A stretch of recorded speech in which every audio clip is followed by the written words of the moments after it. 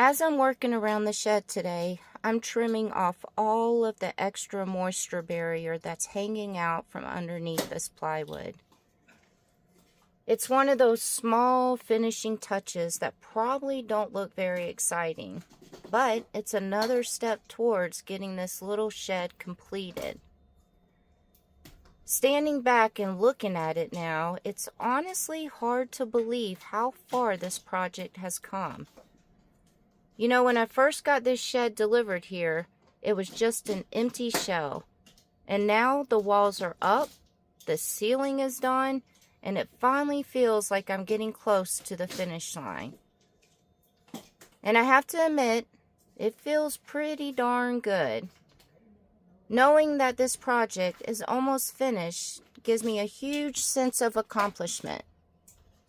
Before too long, I'll be able to move everything in here, get it organized, get it set up the way I want, and finally call this project done. But of course though, once one project is complete, another one begins. That's just life on raw land.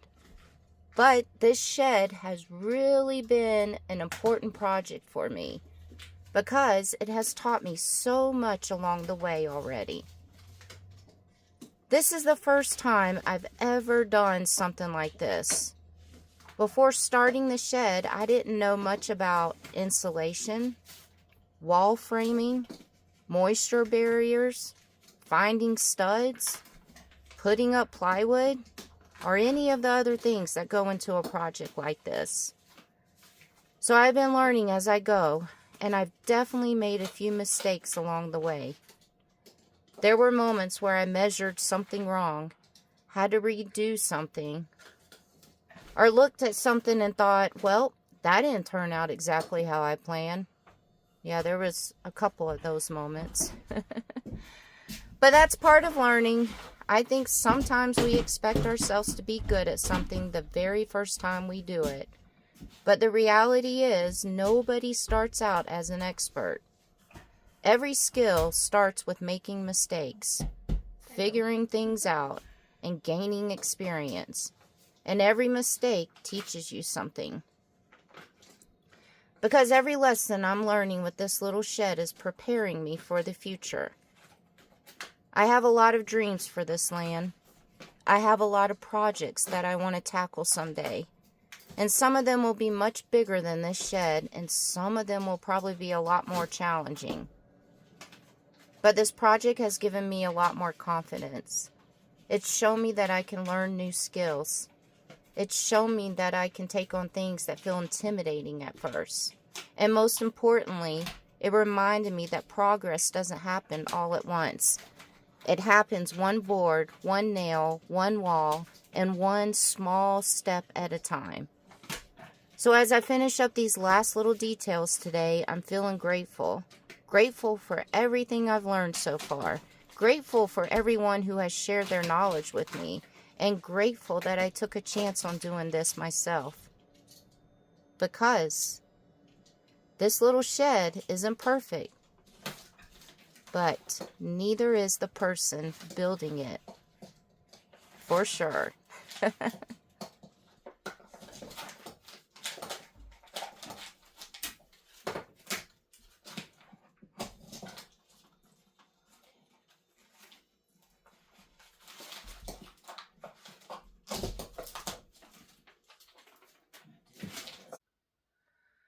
Okay, that's a no-no for me. We all know how I feel about spiders. Yep. Nope. I don't know what you're thinking, sir. Unless you start paying me rent and helping me build this shed out, you are not welcome here.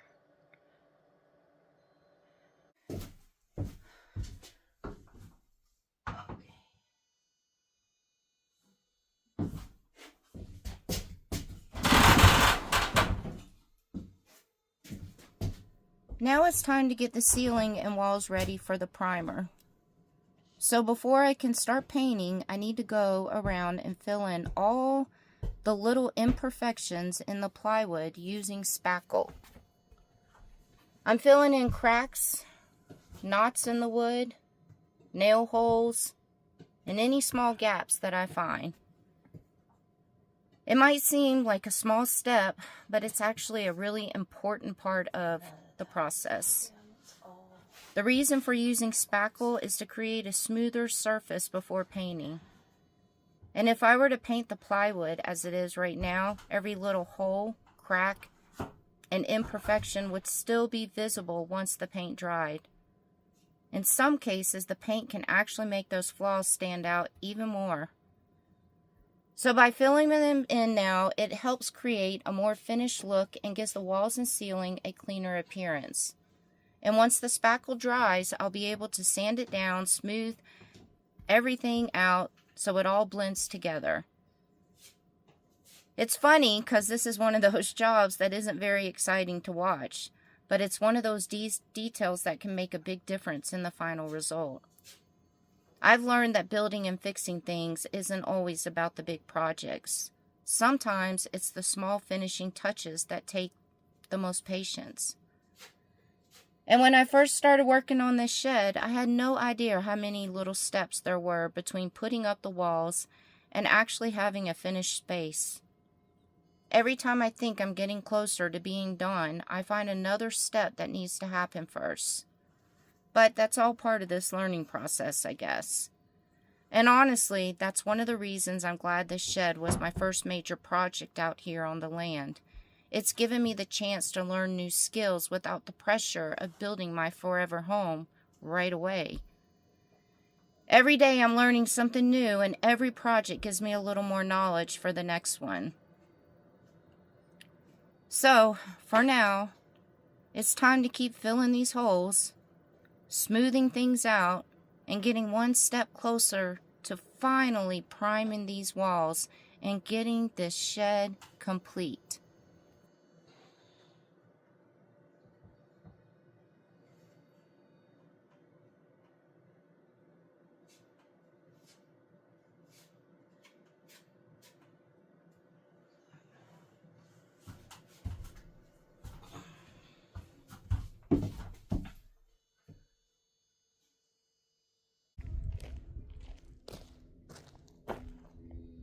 Okay, so while I'm waiting for that spackling to dry on the plywood, it takes anywhere between an hour to 5 hours is what it says, but from the other spackling that I put on there, it only took a little over an hour for that to dry. So while I'm waiting for that to dry, because I gotta find something else to do to keep myself busy, because there's always stuff to do out here. So I'm thinking, so I mentioned in my other videos before, I will be doing an outhouse. The reason I'm going to be doing an outhouse is mainly for when I have friends or family that come to visit me and they don't have their own bathroom set up. Because me personally, I'm still going to use my compost toilet that I have in my bus for right now. But the outhouse will be for, like, if my Aunt Cindy comes, or, you know, any of my friends come that don't have their own bathroom set up, I'll have an outhouse for them to use. Because I don't, even though my aunt is my best friend in the whole entire world and I love her, I don't want her using my compost toilet. That's my personal toilet. So I'm thinking about doing the outhouse. I don't know if you guys could see the little pathway up there, sort of. And then I was going to do the outhouse way up there. But I need to start digging and see how far down I can go before I start reaching that caliche and all the hard rocks underneath. Because down there in the front of the property, it was 3 feet before we couldn't go any further. So I'm hoping it's gonna be at least 3 feet up there. So we'll see. It does have to be the whole because the county that we're in, we can have outhouses, and the permits, because you do have to have a permit for your outhouse, the permit is free. So yay. And they gave you a little diagram on how you should build your outhouse, which was pretty simple and basic. So I believe the hole has to be 4x4. So we'll see. The main concern is seeing how far I can dig down right now. So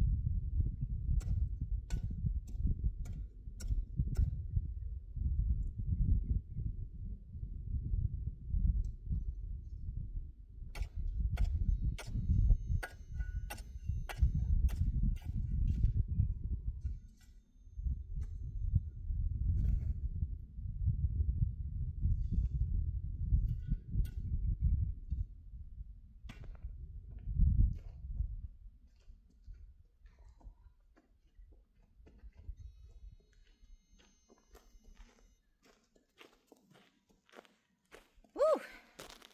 I don't know if it's because I got the sweatshirt on, but it's starting to get a little warm. So the sun is beaming out. So I got to go put a short sleeve shirt on now. So might also be because I'm working. Okay.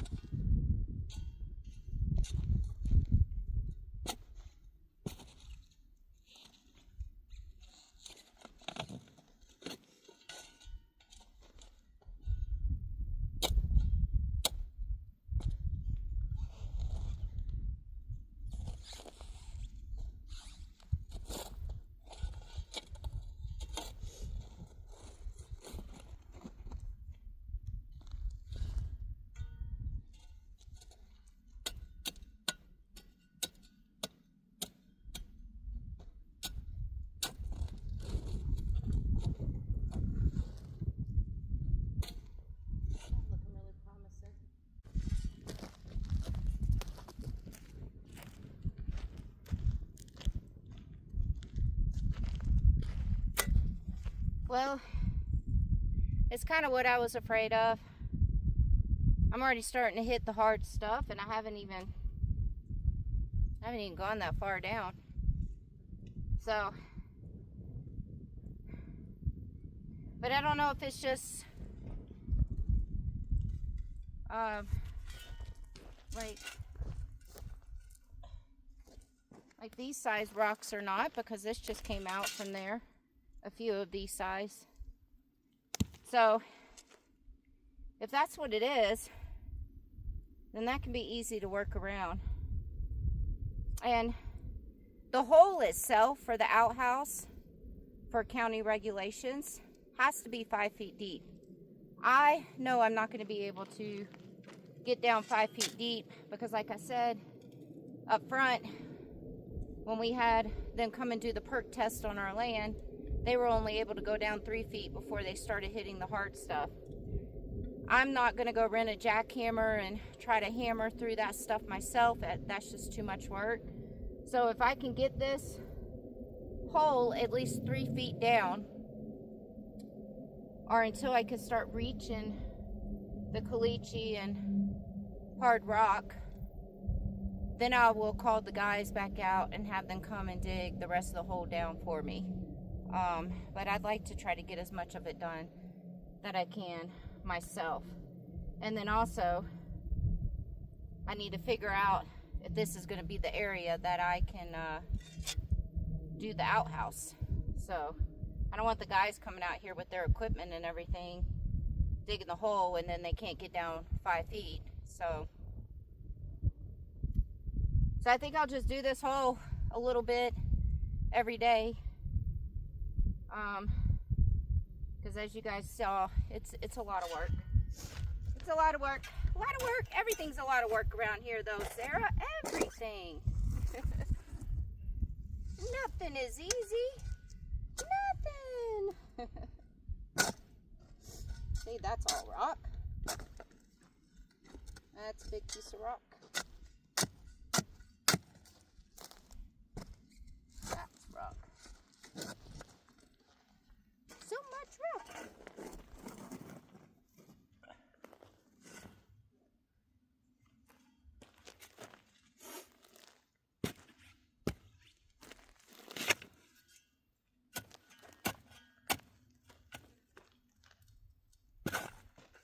Oh, the weeds.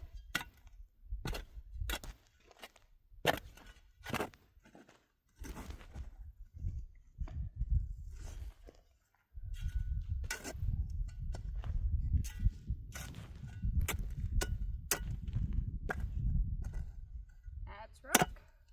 Yep.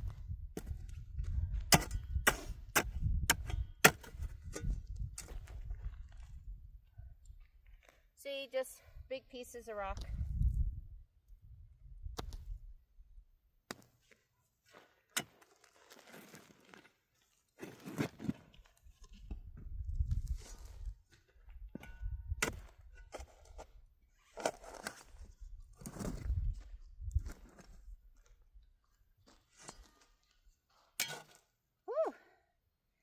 Starting to get hot. Where's that wind at now? Huh? Go figure. Okay.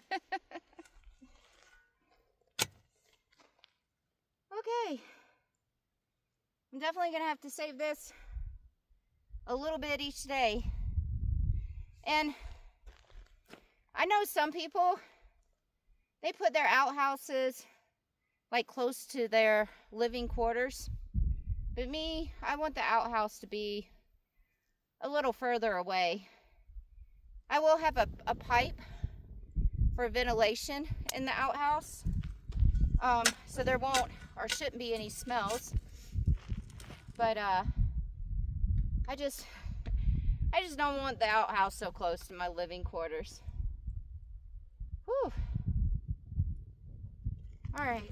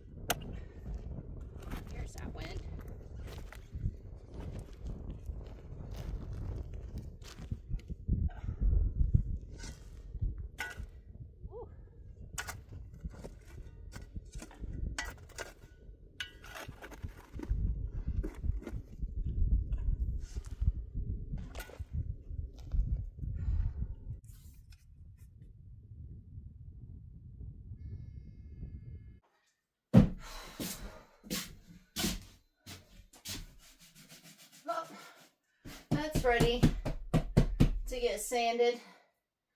The stuff on the ceiling is still pink. This is still pink. I did this the other day. You can actually see me doing this in my couple of videos ago that I released. And I already sanded it down. I wasn't too concerned about this bottom part, like I said in the other video, because I put this on backwards in the first place.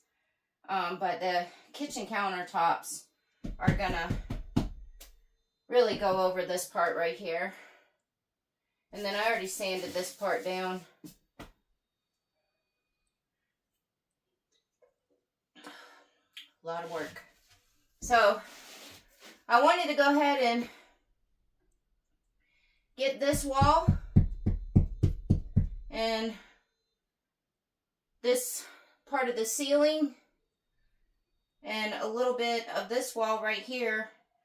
I wanted to go ahead and get it primed and painted because this is my, what should I call it, my guinea pig? This is my test wall. So, and then honestly, I'm ready to have my kitchen counters set up. And this is where my kitchen counters are going. That's the most important thing to me right now because I've been cooking in here a lot. So, I wanted to see what it looks like with the primer and then the paint. Yeah. And then the more I'm thinking about it, because it is such a small space in here. This shed is an 8 by 12, which is 96 square feet. And no matter how I look at it, kitchen counters here, refrigerator over here. I was going to do a day bed because that's a twin size bed over there because a twin size bed is going to be as big as I can put in here. A day bed has drawers already on the day bed, which is built into the bed. So that saves up space and gives me some extra storage. I was going to put the wood burning stove there.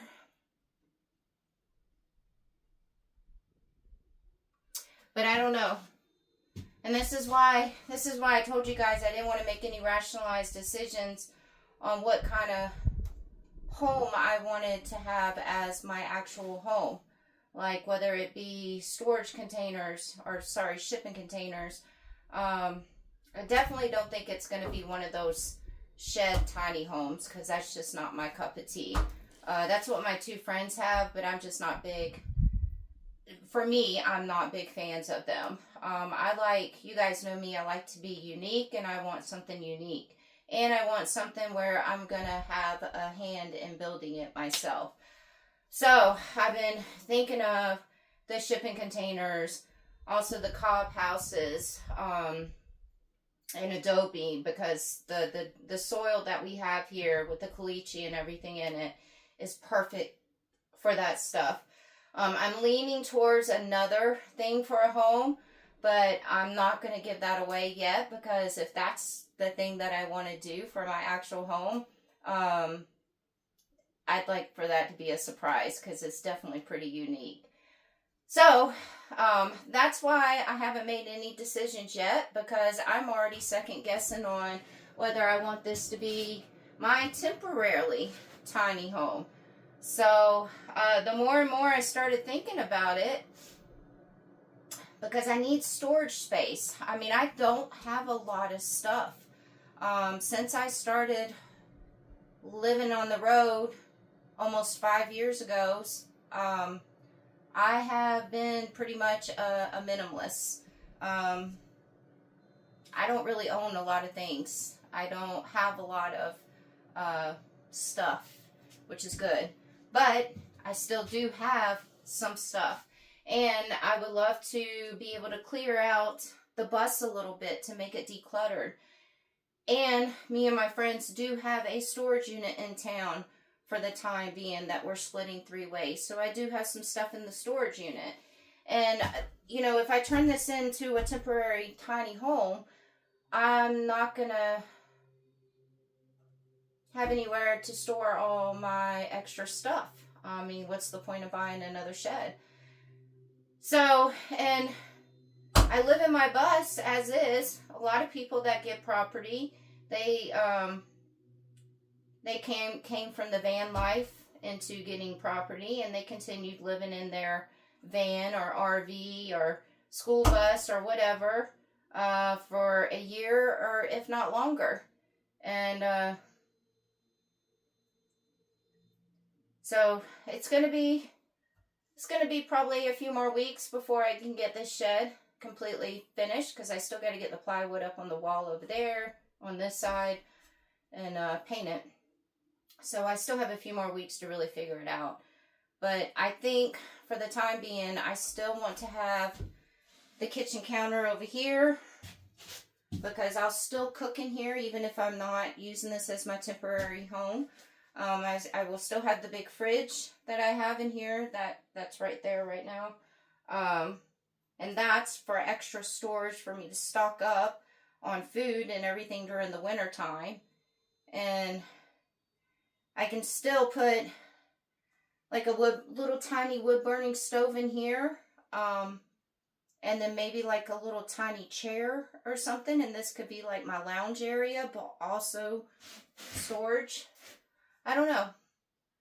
I have a bad habit of always changing my mind, and that's why the home thing, that's why I said I wanted to stay on this land for the rest of this year, get a feel for each season out here, get a feel for all the weather, all the changes of the land that might happen, you know, before I make that decision on an actual home. So yeah, there's that. And one last thing, and then I'll stop babbling.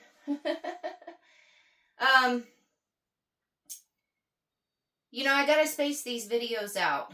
And so I know that some of you guys are probably just tired of seeing me doing all the work on the shed and everything. But honestly, I mean, I'm doing some step-by-step videos. Like one video will show me putting the plywood up, using the nails. One video will have me doing the spackling and talking about the spackling.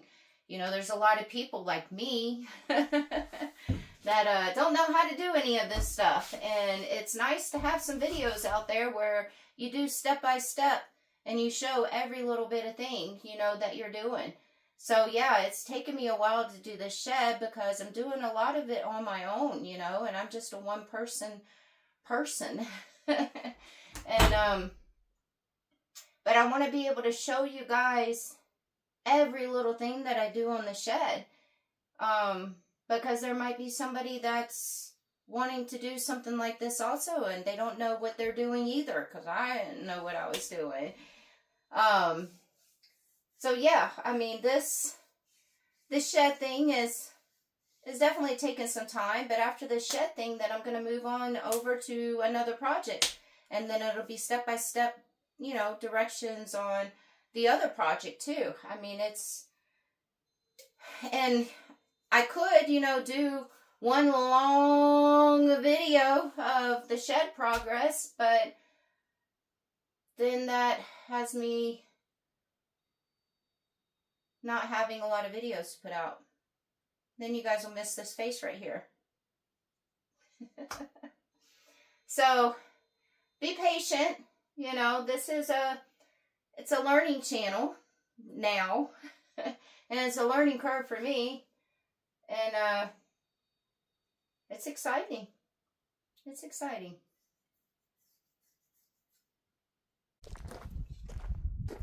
So then, like I said, there's always something to do. And so, like when you're waiting on one thing, you can always move on to something else. I try not to start too many projects at once though. So when I move on to something else, it's always something small. So I have some foam board, and I will be putting the foam board inside here. So I'm going to go ahead and Probably start measuring that right now.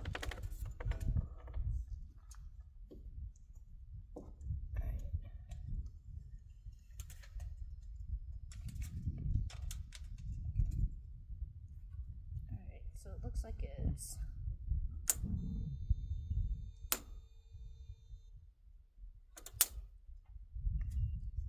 37, I think. Let's try it one more time. One more time.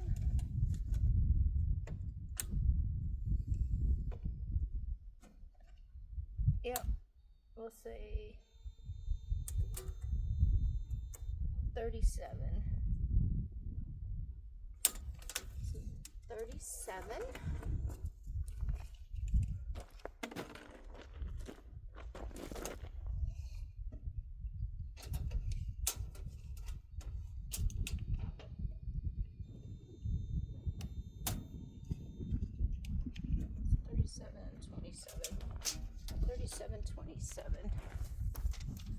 Y'all remember 37 by 27, okay? 37 by 27. It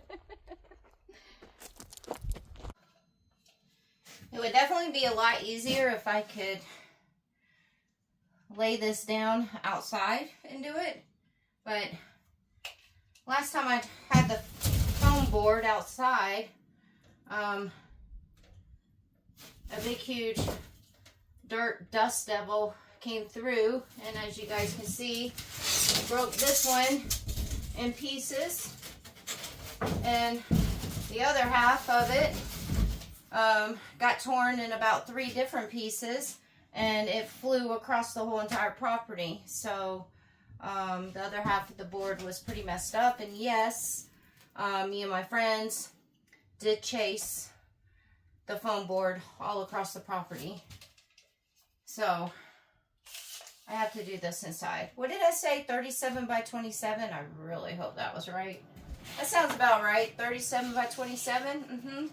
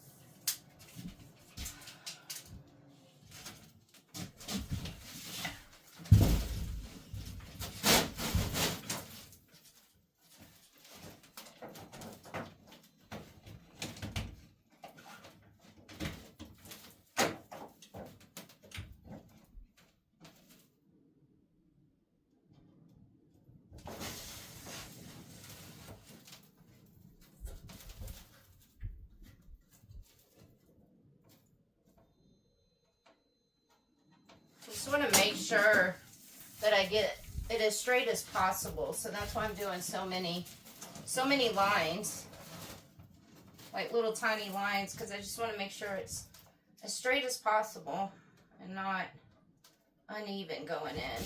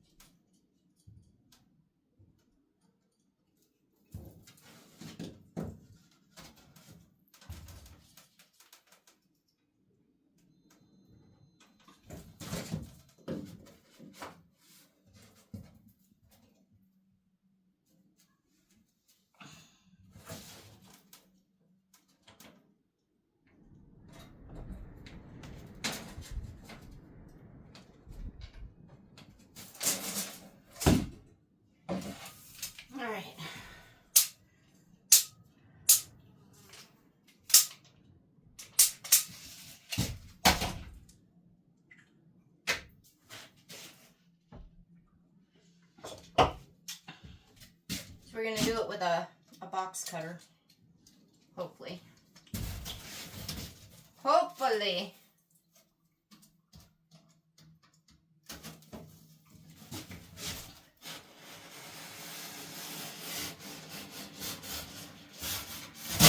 Oh. Oops. Oh well. That part's gonna be covered up. It'll be, the whole foam board is gonna be covered up anyways. Let's try.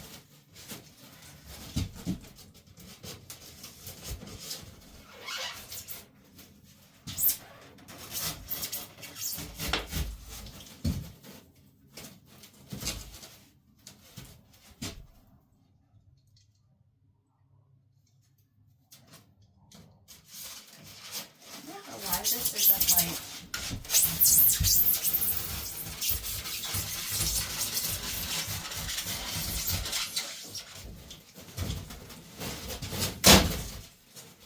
That's about right. But it's breaking even. It's breaking even.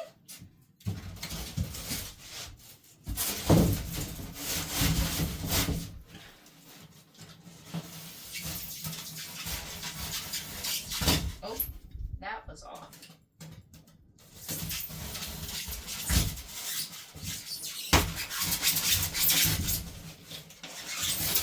Okay, this may not be as even as I wanted it to be, but I should have taken it a little bit more slower.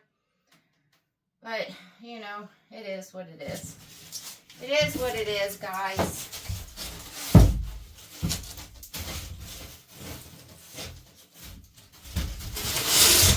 I'm just going to go on the back side and do the back side now.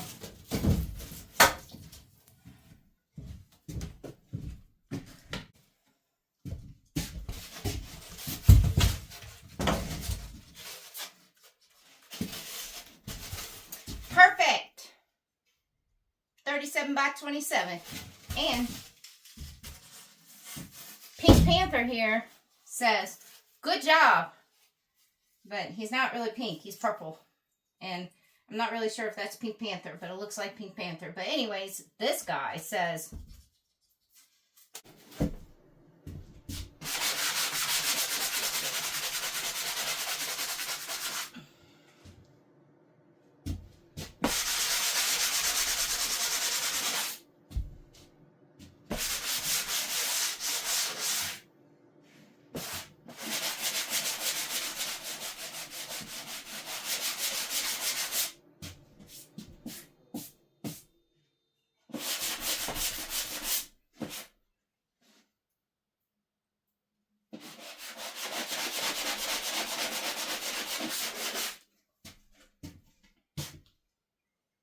now I know what some of you guys are thinking. You're like, Sarah, you should be wearing a face mask whenever you're sanding.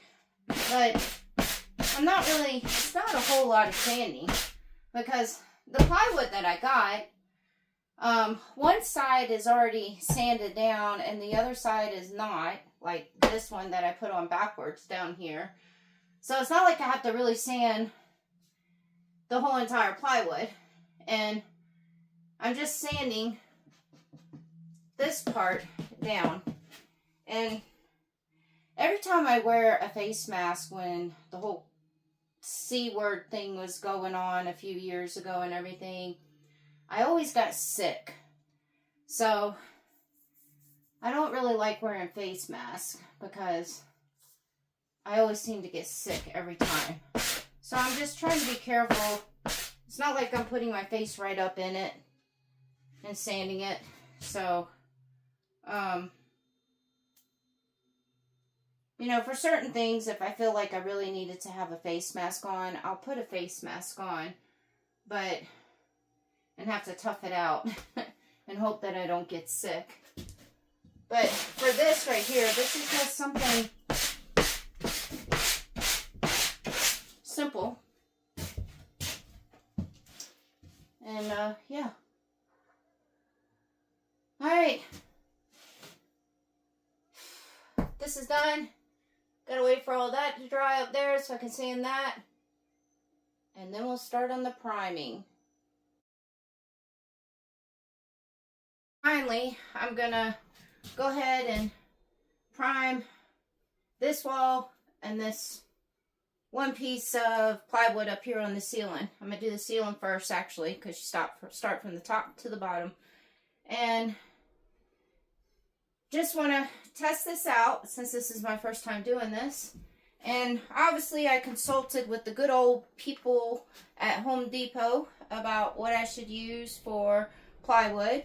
So this is what I'm using for the primer on the plywood. It is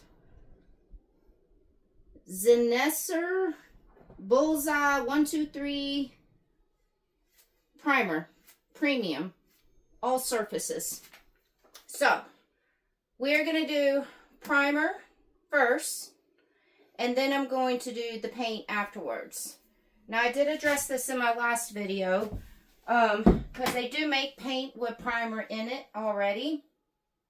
But after doing my research and everything, it was suggested in multiple places on Google that working with plywood, you should not do the paint with the primer.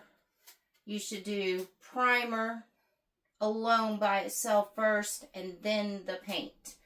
And then, no, I did not get a haircut. I have a hoodie on right now to protect my lovely dreadlocks so I don't get any paint or primer in my beautiful dreadlocks. So that's where we're at. And I do have one of my friends here at the property that will be helping me with the primer today. Alright, I'm gonna hop on up here and start on this ceiling.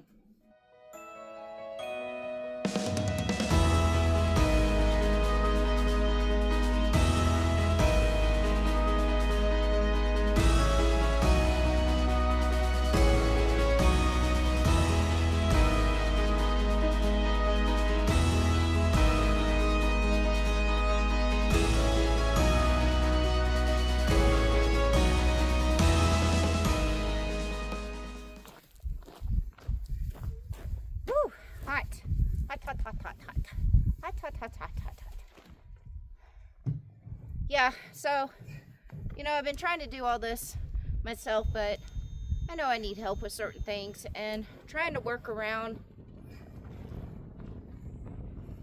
the wind. Trying to work around my carpal tunnel that I have in my hands does make things a little difficult for me. So I do have to call in my friends to come help me with certain things sometimes. Sorry about the beeping noise. I meant to turn my rodent repellents off. That's what you hear with the beeping right now. So yeah, so we're just gonna do, and I know what some of you guys are thinking. Y'all are probably like, also, how come I don't have anything laying down on the ground, you know, to protect everything so I don't get paint on anything. The flooring is just basic flooring right now. It's just part of the shell of the shed, and so I will be laying flooring down. I have actual flooring, that it's vinyl flooring that I'll be laying down on the floor. So I don't care if I get paint droppings on the floor right now, because it's going to be covered up. All right, let's go check on my friend. That's my buddy over there, getting the ceiling done right now.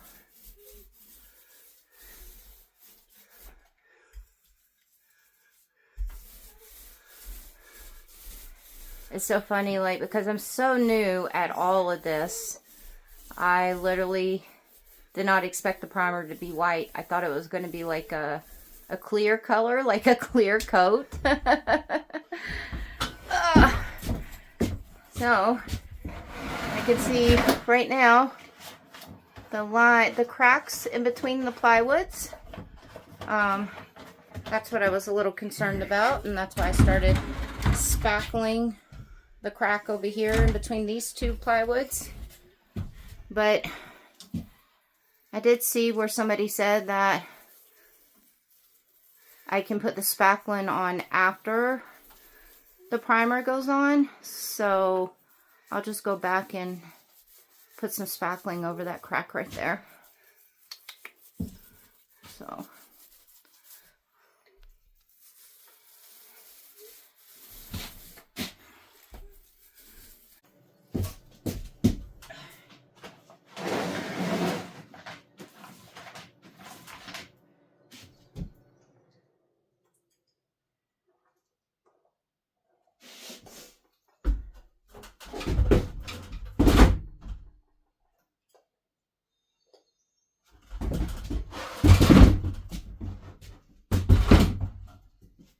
You guys can already see I already started over on this side of the wall.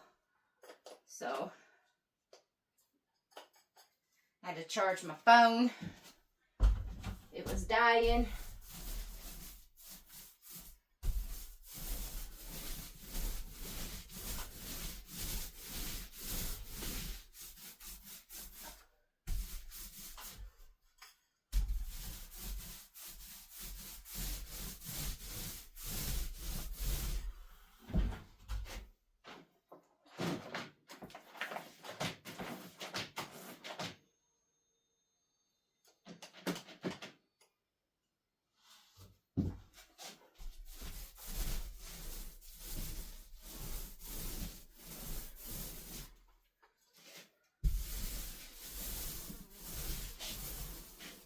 I mean, it's a little crazy that this stuff is white, because I really thought it was going to be clear.